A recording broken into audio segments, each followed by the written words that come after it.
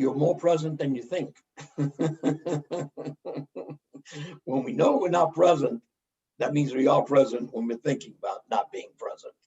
Yeah. Jim, that to me is what saves me with this practice, because, as a one, and I know there's a couple more of us here, when we approach anything, it's all or nothing, it's this perfection. I've dealt with this core wound my whole life. And boy, when the church got a hold of me, they whipped the hell out of me. But I was happy to jump through those hoops because, they were clear and, exact. And I knew if I was better than the Catholics, or whoever it was. That's easy. Yeah. Whoever it was. Well, they didn't read the Bible, so it was easy. I could just bring out the Bible. Like, you don't even read the Bible, do you? But fortunately, what saved me in all of that religious rigor was that I had a deeply personal relationship with God. And it was literally saving me every day. I was meeting God, breathing God. I didn't know that language, but I was very aware of the imposing presence of God in my life.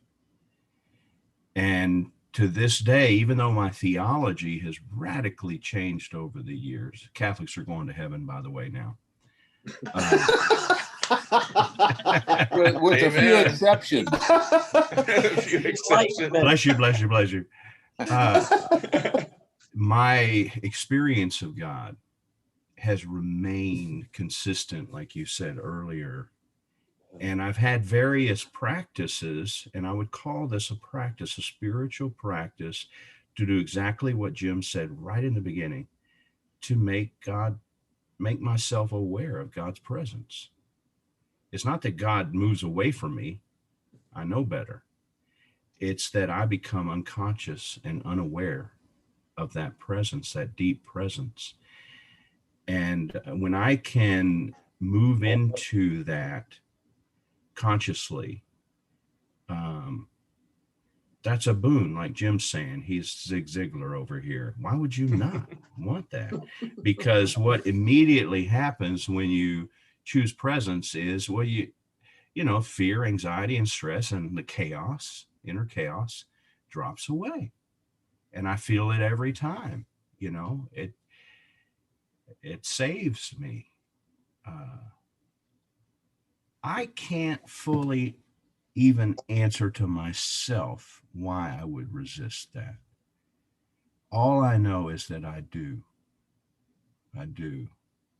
I find myself all day with the great gift of this damn app for me is not that it's made me breathe more, although it has, but the great gift, gentlemen, is that it has made me very aware of how quickly I lose that connection throughout the day. I'll think I'm doing just fine, if I check in just in the morning and then in the evening, but this damn thing going off every hour, it tells, oh shit, I'm not present. That's what I say all the time. I expect to be present when that thing goes off. I don't know about the rest of you poor sinners, but I expect to be present. and it goes off, and I'm like, shit, I'm not present, and I'm upset about the fact that I'm not present, on top of it. And so I'll skip it. I'm like, I can flip that little thing alert off my phone, Jim. I'll just flip it off, Hey, but I'll tell you what, you just explained every one of our stories. Well, and that's what I want the men to know is, except for Jim Heaney, the rest of us are going to have to struggle with this becoming helpful to us. And I keep telling myself, it is not about the 3 breaths. It's about coming into awareness that God is present to me. and I am present to God. And this is a tool that helps me do that. You can't, I mean, when I need a crescent wrench, I don't curse it. You know, I go get it. And this is a tool that helps me lean into that space. And I hope, brothers, that like me, you'll continue to wrestle with this long enough that it finally, Jim said, it's effortless. I haven't arrived there yet, but I see it on the horizon of my life. And I'm so grateful, Jim. I tell him this every time he and I talk privately. I'm so grateful that for this app, because it just keeps reminding me hourly of what I really long for. And if I resist it, I accept that too. And I keep coming back, like the 12-steppers say, I keep coming back.